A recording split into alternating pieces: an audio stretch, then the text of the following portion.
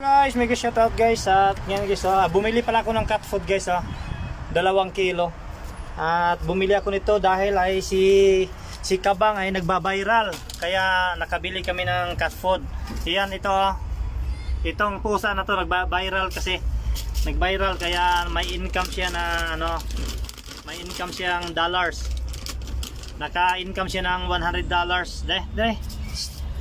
Bumili ako ng cat food at saka yung dilata na mga pagkain nila. Uy. Bumili akong dilata tapos at bumili rin kami ng yung kinain naman kanina tanghali. At shawaya, yung lechon manok at saka kanin. Halay ka na. Tapos si Lemon dito, si Lemon bagong panganak. Ayan. Yan bagong anak niya, 4 na piraso.